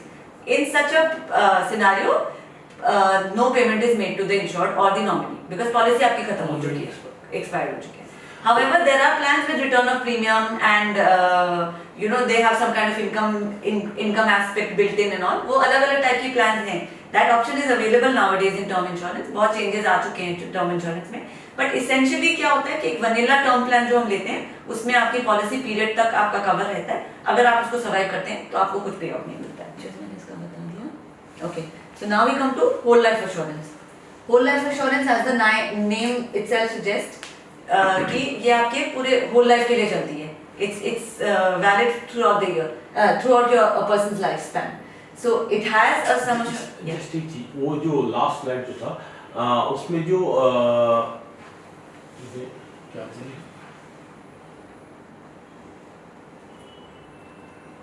क्या बोले रमेश इसमें जो लाइक वो 85 तक या 75 एज तक जो लेता है उसको क्या premium once in policy time period का एक साथ में देना पड़ता है और he'll pay No, there are various way you can pay premiums.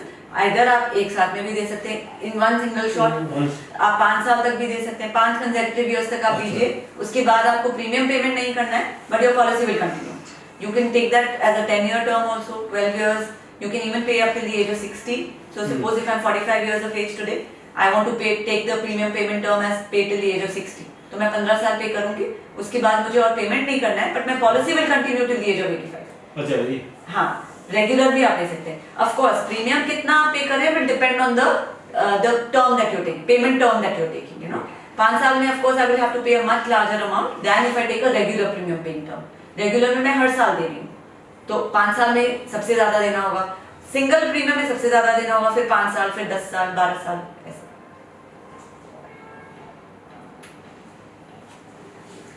So here, whole life में क्या होता है कि the policy runs for their entire lifespan of the person.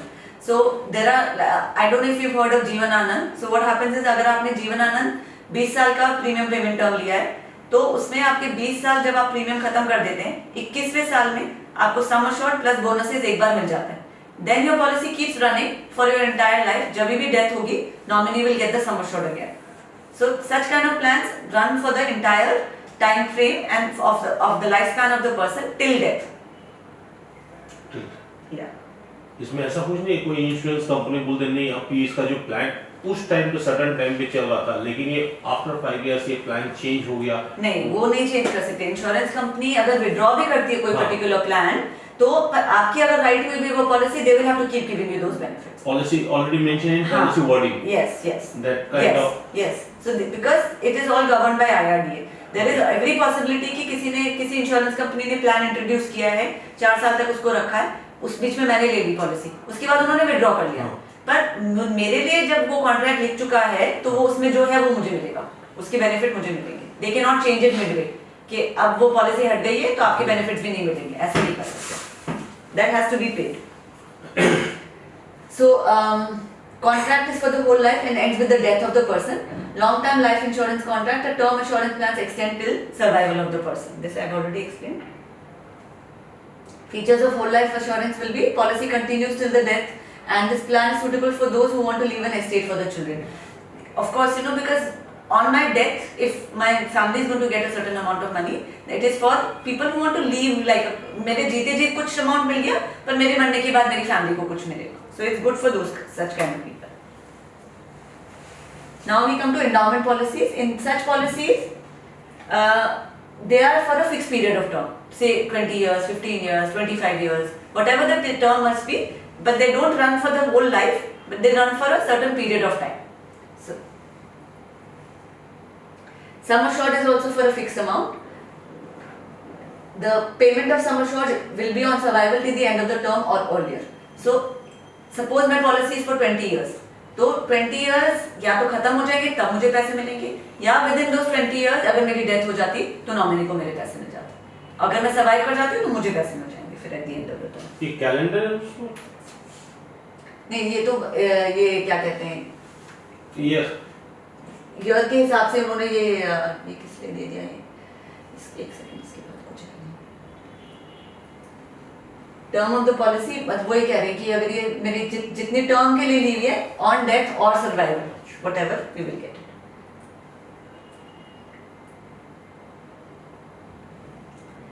So endowment policies में of course the composition is term assurance plus pure endowment कि एक certain life cover तो रहता ही है, उसके बाद में savings element जो रहता है. So in such plans what happens is जो हम प्रीमियम पे करते हैं, इंश्योरेंस कंपनी उसमें से एक certain amount मोर्टालिटी के लिए काटती है, बाकी पैसे को इन्वेस्ट करती है.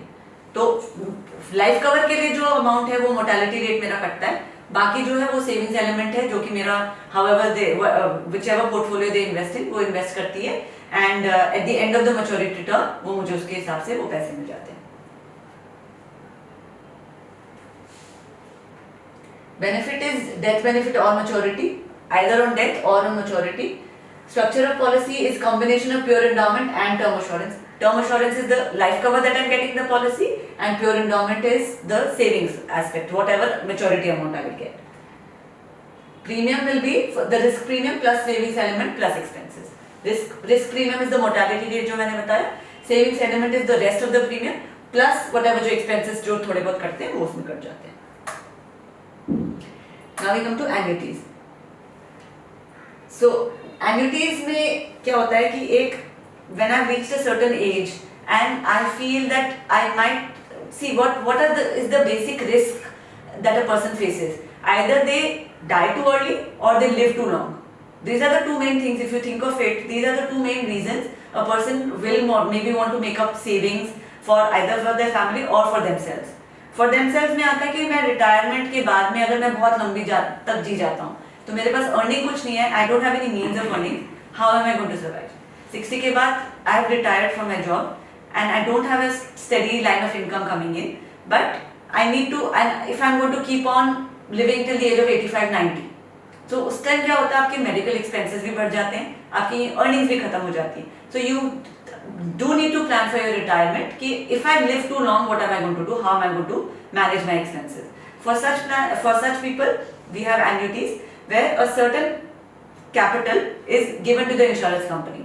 एक साथ में एक certain sum of capital is given and insurer will pay you in a periodic form कि annually आपको उसमें से वो annuity मिलती जाएगी till the time you survive.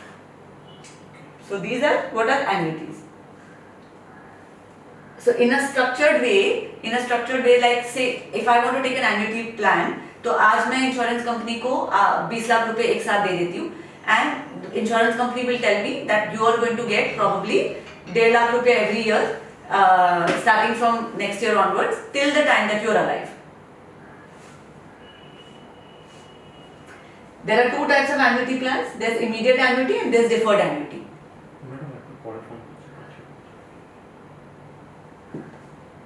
So immediate annuity is कि मैंने एक साथ लमसम पैसे दिए and next month onwards या next year onwards whatever you have chosen annuity आपको मिलना चालू हो जाएगा. Deferred annuity is कि आपने आज पैसे दे दिए क्योंकि आपके पास है but you want the money to come start coming from maybe 10 years later. So suppose if I am 40 years of age I feel कि हाँ मेरे पास अभी पैसे मैंने दे दिए पर मुझे अभी चाहिए नहीं क्योंकि अभी तो मैं कमा रही हूँ तो I want the annuity to start coming from age of 60. So that will be called deferred annuity. 20 years से जो वो तो इन्वेस्ट हो जाएगा. हाँ वो इन्वेस्ट होकर आपका मनी ग्रो हो रहा है इंश्योरेंस कंपनी के पास, उसके बेसिस पे फिर वो आपको एन्युटी उतना बढ़ के मिलेगा. तो ये जो 10 लाख जो इन्वेस्ट हो रहा है इसमें क्या fixed interest means they committed any kind of fixed interest or नहीं so lump sum नहीं जब आप प्लान लेते or हैं it depends on market. it depends on the तो जिस टाइम आप प्लान ले रहे हैं उस टाइम जो मार्केट सिचुएशन उस हिसाब से वो एन्युटी अभी आज ही बता देंगे आपको कि 60 इयर्स की एज से आपको इतना एन्युटी मिलेगा, फिर आप वो कैलकुलेट कर लीजिए कि कितना इंटरेस्ट मिल रहा है. मतलब आप वो ठीक है वो एक भरबली बता दिया और एक रिटर्न कुछ वो रिटर्न ही देंगे आपको पर वो इंटरेस्ट बेस्ड नहीं होगा. वो आज के दिन ही मुझे बता देंगे मेरी पॉलिसी में that this is the amount of annuity you are going to get every year. वो चेंज नहीं हो सकता है चाहे मार्केट सिचुएशन कितना भी चेंज हो जाए 20 साल में. हाँ 10 लाख जो किया उसका आपको 20 साल में ये 25 लाख और ये जो है ये दैट इज गारंटी. उसके ऊपर नीचे वो बात ऊपर वो बात अलग है लेकिन मिनिमम से ये आपका ऊपर नीचे कुछ नहीं होगा, जो फिक्स जो बता रहे हैं वही मिलेगा. वही मिलेगा चाहे मार्केट सिचुएशन कैसा भी हो, बहुत कम भी हो गया बहुत ज्यादा भी हो गया पर आपको जो उन्होंने बताया वही आपको मिलेगा. So this I have already said that this I have already explained. Now we come to bonus. What is the bonus aspect? What is the bonus? The distribution of the valuation surplus to policyholders is done through declaration of bonus.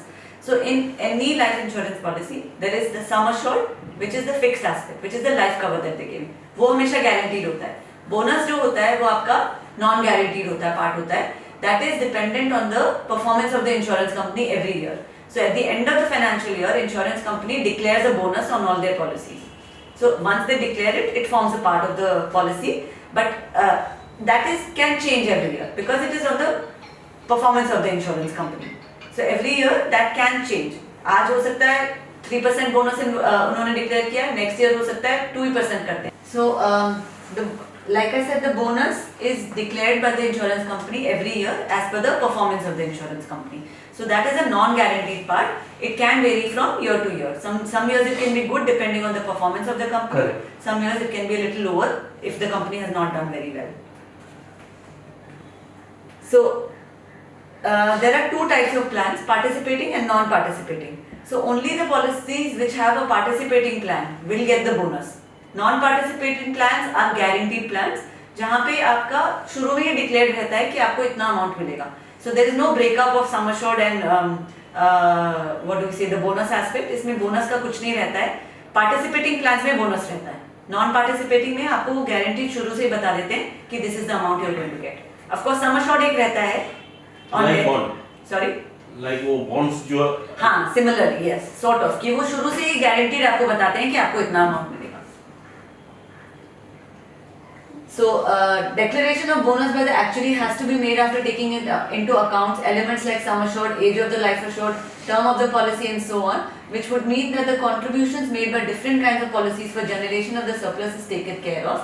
The actuary tries to achieve the purpose by grouping the policies into different categories and declares bonus for each group separately. So different kinds of policies will get different kind of bonuses. So from LIC also, they have various categories of plans, so different categories which they have grouped together will get different bonuses. It's not like कि bonus declare हुआ है same bonus for all plans. It's not like that. Every category of plans will get different bonuses. What are the types of bonuses? You can get a simple revisionary bonus, that is like every year is declared and it gets added to the policy. जितना bonus declare हुआ है, add हुआ है, उसके ऊपर आपको कुछ extra benefit नहीं मिलता है. Compound revisionary bonus will be जिसमें आपका बोनस ऐड हो गया है, उसके ऊपर भी आपको थोड़ा वो कंपाउंडिंग होता है, जैसे simple interest and compound interest होता है. Then there is terminal bonus and there is interim bonus. Terminal bonus is at the end of the policy, जब मैच्योरिटी होती है या खत्म होती है पॉलिसी, तो एक लास्ट में भी इंश्योरेंस कंपनी कुछ एक बोनस दे सकती है. Interim bonus is mid-term of a policy when a company declares some kind of bonus. Could be a celebration year, 100 years of or 25 years completed of a certain insurance company. They are declaring extra bonus of 2%. That is an interim bonus that can be declared. Riders. There are various kinds of riders that can be taken, which is an additional benefit. That is an additional benefit, like briefly we have discussed earlier. Like maybe like a partial disability or a permanent disability or a critical illness or accidental death. So these are all different kind of riders which can be taken over and above the base policy of yours. Basically they are add-ons. Yes, these are all add-ons. Like say a vanilla ice cream on which you add maybe chocolate chips, or you add a wafer on top of that. You add some cherries. So these are all those cherries and wafers and chocolate chips that you're adding to your vanilla ice cream. Okay, so we are done with the traditional plans. We now come to the unit link plans. So what is a unit link plan? Unit link plans are those plans which are, they are good for small investors who need liquidity and who are concerned of their safety. They don't have too much of a risk taking ability and cannot diversify and lack expertise. So basically unit link plans are plans which are market related. So just like how your mutual funds work, जहाँ पे आप एक अपने fund किसी एक mutual fund company को देते हैं, where they are investing your money into various different kind of stocks or bundles of stocks, So here we have a unit link plans will be, you are paying a certain amount of premium to a life insurance company. They are taking out the mortality rate from that for the life cover that they are giving you, and the rest they are investing into mutual funds. So it's a combination of a life cover that you're getting plus a mutual fund benefit, So it's a bundle of both those two things. And they are good for small investors who actually do not know how to and where to invest, And there are a few more benefits of unit link plans which I will explain a little later. So there again, pooled investments works on the concept of pooling into a fund. Their returns linked to the markets. They are low cost products. They are managed by experts, and they provide diversification to reduce risks, gives opportunity to invest regularly and reinvest, and they offer you liquidity. So market linked insurance, which is unit linked insurance, will have a lock-in period of 5 years, after which you can withdraw at any point of time without any charges. So they are basically for small investors. Generally क्या होता है, people are of the opinion कि अगर मुझे अच्छे returns चाहिए तो मैं म्यूचुअल फंड्स में या स्टॉक्स में डायरेक्टली इन्वेस्ट कर देता हूँ, बट उसमें क्या होता है, आपको लाइफ कवर नहीं मिलती है, और आपको टैक्स बेनिफिट नहीं मिलता है. यूनिट लिंक प्लान्स में आपको टैक्स बेनिफिट भी मिलता है both ends, like how all life insurance products have, and of course you can give the risks to the experts to manage for you without having to intervene yourself. And the premiums that you pay will get invested into the markets in various funds as chosen by you. So there are different kinds of funds that are available, and you can invest in those funds. So they are of course pooled investments, and their investors are issued units based on their contributions. Exactly how mutual funds work, you know, कि आप जो पैसा डाल रहे हैं आपके लिए आपको units मिलेगा उसमें, and all gains are and losses are shared by the unit holders. The risk here entirely is borne by the the insured person. So we've already understood this, that the returns linked to market will be like mutual funds, and along with the life cover that you're getting. So what is the concept of mutual funds? Is the purpose to provide an opportunity to invest. No insurance coverage. Mutual funds में ये होता है कि आप invest कर रहे हैं पैसे, आपको insurance coverage नहीं मिलती है. Perspective of the fund manager is short term, not necessarily but generally.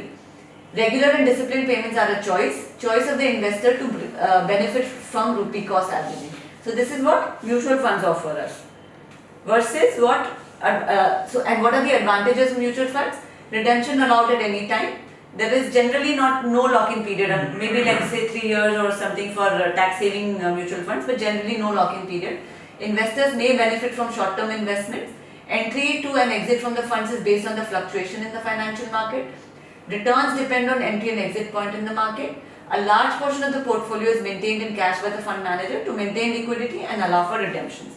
So these are the advantages of a mutual fund. In unit-linked insurance, the purpose is primarily is protection. आप कोई भी life insurance ले रहे हैं, it should always be with the purpose of first primarily you should have the focus of taking life insurance, life cover. उसके बाद जो आपका investment जैसी भी आपकी whatever your mindset is, as per that you invest the money either in traditional funds or in unit linked funds. Opportunity to earn higher returns linked to markets. So, you obviously, you know, you can get better returns in unit linked plans versus traditional plans. Traditional plans will generally give you a maximum return of between 4 to 6%, whereas in unit linked plans, if you've invested for a fairly long period of time, say 15 to 20 years, you can estimate that you will get a return of at least 10 to 12%. Returns are based on the performance of their funds, and it beats inflation, because if we are going to get a return of about 12%, 10 to 12%, of course we are beating inflation, whereas traditional plans will generally never be able to beat inflation. Unit linked plans, they are unique, and they have various premium payment options. They have choice of investment funds, they give you a risk cover which is a life cover, and they have top ups and withdrawals. So you can pay extra premium and top up your fund, and you can also withdraw time to time. Unit linked plans, the perspective of the fund managers is long term. See, when we are looking at a unit linked plan, we are looking for a long term plan, because life cover is primarily the main focus. तो हम अगर 5 साल के लिए, 7 साल के लिए, 10 साल के लिए लेते हैं तो लाइफ कवर भी आपको इतनी छोटी मिलती है. So that does not much make sense. So whenever somebody does take a unit linked plan also, they should take it for a longer period of time. Regular unit link plan क्या वो means उसका 5 years का ही login है ना, कि उसमें नहीं, मैं जब लेती हूँ प्लान तो I can take a plan for 20 years. 5 साल अगर मेरे कंप्लीट हो जाते हैं, 5 साल के पहले अगर मैं निकलना चाहती हूँ प्लान से, there are lot of surrender charges and everything. Once you completed 5 years, तो आप निकलना चाहें तो there is no charges. You want to continue, you have the option. Means I have option to continue till 10 years or 20 years. Yes. जो मैंने plan शुरू में लिया है, if I've taken the plan for 20 years, I have the option of continuing till 20 years. उसका premium क्या every year देना या once in a means once in a policy? नहीं, every year. आप every year दे रहे हैं. It's as per your choice what you have taken. It could be for that you have taken a plan where you have to pay for 10 years, policy will continue for 20 years. Okay. तो आप premium आप 10 साल देखिए, आपको आप premium नहीं देना है, but policy will continue to 20 years. That choice is yours. And at the same time, if you after 5 years of completion, you can withdraw from the policy at any point of time. जो आपका fund value है उस time, that is what will be paid to you.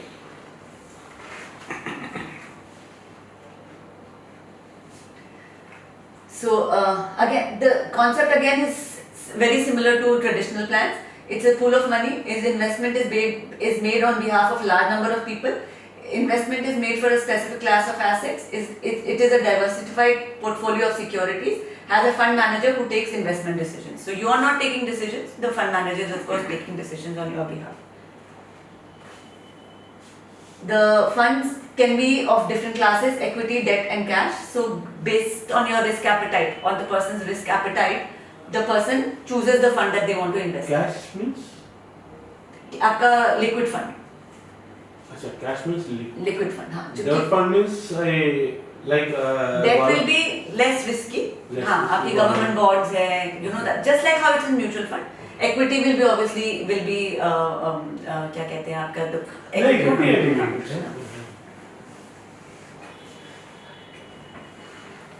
So of course we all understand the higher the risk, the higher the gain.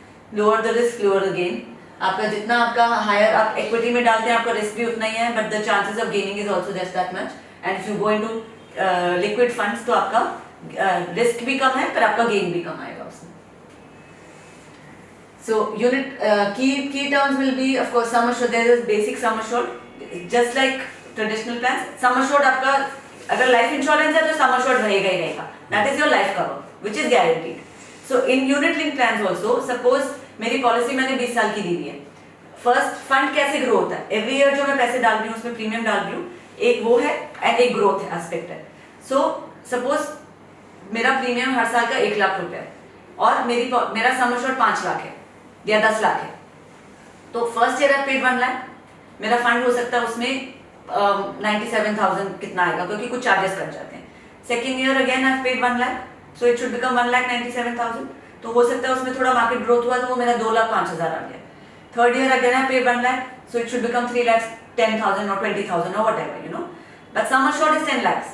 So in case I die within those 2, 3, 4 years, minimum whatever on debt, whichever is higher, either the sum assured or your fund value, that is what will be payable. Whichever is higher. चाहे sum assured higher है, चाहे आपका fund value higher है. So if fund value is higher, you get paid fund value. But here the example that I have given you, here fund value is lower, so of course I will be paid the sum assured, which is 10 lakh rupees. So these are the basic terms that are involved with it: sum assured, risk cover, surrender, paid up, premium increase or decrease, death benefit, maturity benefit, top up, withdrawal, switching or redirection. So one big advantage of unit linked plans is that you get to switch or redirect. आप जैसे mutual fund में होता है कि आपने अगर equity में invest किया तो आप उसको चेंज करके आप डेट में नहीं ला सकते हैं. आपका एक बार वो स्टार्ट हो गया तो हो गया. Here you have the option of switching from debt to equity. So this is very good for people who study the market. You know, you can time the market. अगर आप they say you can, nobody knows and nobody can time the market, that is one thing. But at the same time अगर थोड़ा भी आप study करते हैं तो जब मार्केट्स आपका पता है कि परफॉर्मेंस सही नहीं चल रहा है तो आप उसको चेंज स्विच करके डेट फंड में ला सकते हैं या आप लिक्विड फंड में डाल सकते हैं. But when you know that the bearish है आपका मार्केट तो फिर आपका बुलिश है अगर आपका मार्केट तो आप उसको इक्विटी में डाल दीजिए तो आपका वो ग्रोथ ज्यादा आएगा. So you get a certain number of switches every year which are free. Beyond that, if you make switches, उसमें थोड़ा कुछ charges करता है. Not too much, but थोड़ा charges. So how is the structuring and working of ULIP? Is that some plans will pay you sum assured or fund value, whichever is higher. But there are some plans which will pay you sum assured plus fund value. So that depends entirely on the type of plan that you've taken at inception. So surrender in ULIPs means terminating the contract. So whenever a person wants to surrender, they will get the fund value of the contract. So because there is no death happening at that particular time when you are surrendering, of course death benefit जो sum assured है that is immaterial. Whatever the fund value is at the time of termination is what the person will get. It could be lower than the sum assured in some cases अगर आप जल्दी terminate कर रहे हैं. And like I said, 5 years का lock-in होता है generally unit link plans में. If you surrender before 5 years, there will be surrender charges. After 5 years, there is no surrender charges in unit linked plans. Withdrawals, partial withdrawals are allowed in from the fund, and partial withdrawals are allowed only after 5 years from inception. If the policyholder requires money for any financial contingency in between the policy term, facilities of partial withdrawals are helpful. जैसे हम traditional plans में loans ले सकते हैं, इसमें आप partially withdraw ही कर सकते हैं, आपका फंड में से विड्रॉ हो जाता है Within 5 years. No, after After 5 5 years. After 5 years. Switching, this is the process of transferring an investment from one fund to another, involves movement of money from one fund to another. Policyholder can switch to fund of his choice anytime depending on the market conditions. ये मैंने अभी just a little while ago explained. What are the types of funds that are available? There is debt fund, liquid fund, balanced fund and equity fund. So depending on the risk appetite of a person, you can choose whichever fund.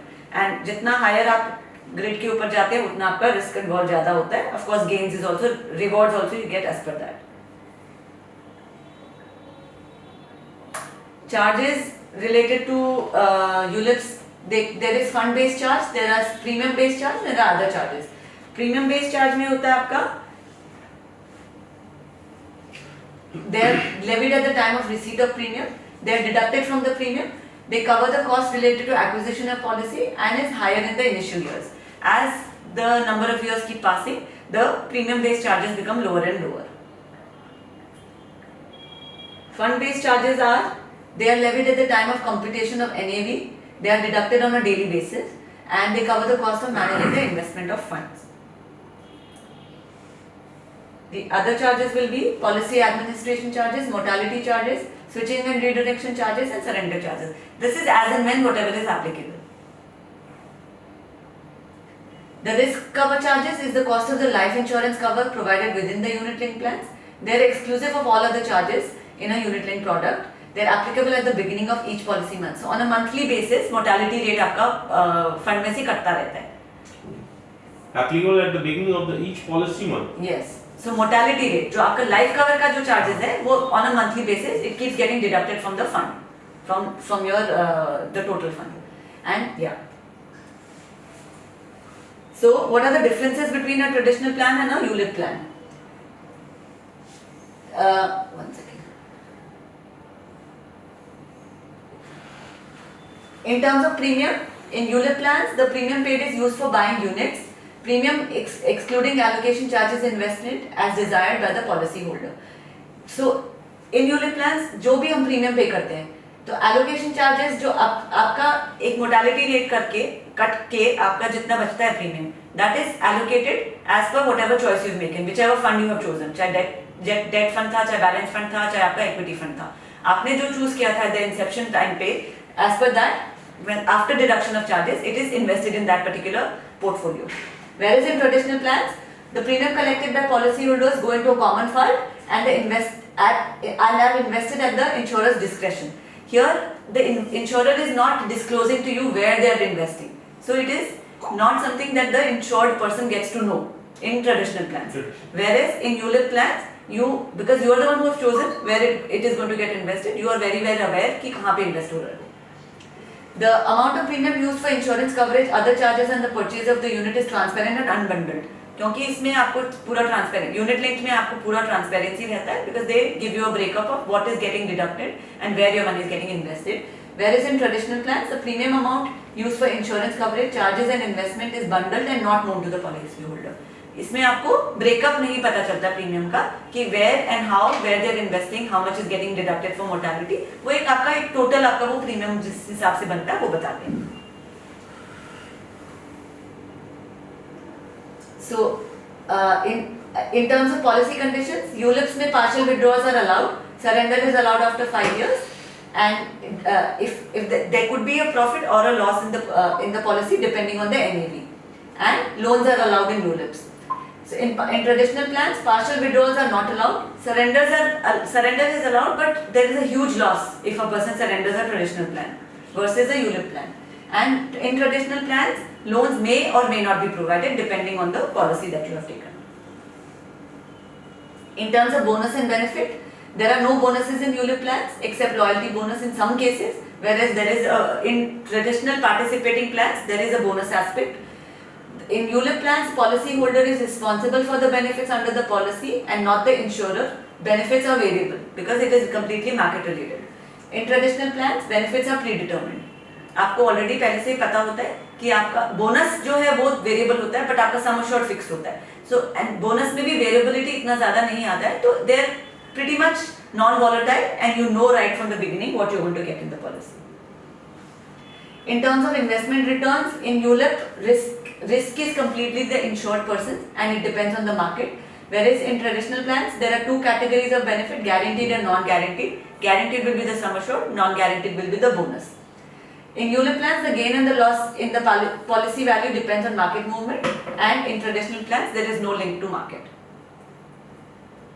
And we come to the end of our presentation. So if we have any questions, we may take that now. Participating में जैसे आपने बताया कि उसमें bonus component आता है, Right. और non participating में मतलब बोनस नहीं रहता है. Right. तो इन फर्स्ट प्लेस में ये जानना चाह रहा था कि ये है ऐसा है क्यों, कि अब अगर बेसिकली है कि अगर कोई पार्टिसिपेटिंग और नॉन पार्टिसिपेटिंग दोनों में अगर ये चीज़ है तो फिर ये है क्यों ये sir benefit of the insured के लिए है ना ये. अगर नॉन पार्टिसिपेटिंग है तो आज के दिन नॉन पार्टिसिपेटिंग में ऐसे प्लान्स हैं कि मुझे अभी से पता वो गारंटी करके दे रहे हैं कि आपको नेक्स्ट 25 इयर्स तक आपको इतना परसेंटेज ऑफ द प्रीमियम हर साल मिलेगा. तो मेरे लिए that is a better thing than staying in a participating plan where see what is happening is I am not very sure of how LIC is going to perform in the next 10 years, 20 years, 30 years. So bonus, there is a possibility that the bonus can keep going down. You know, there is a possibility it can increase, but the higher likelihood is कि वो और नीचे होता जाएगा. जितना competition बढ़ेगा, जितना performance of एक बार एक saturation आ जाएगा तो हो सकता है growth उतना ज़्यादा नहीं हो रहा है कोई company के अंदर.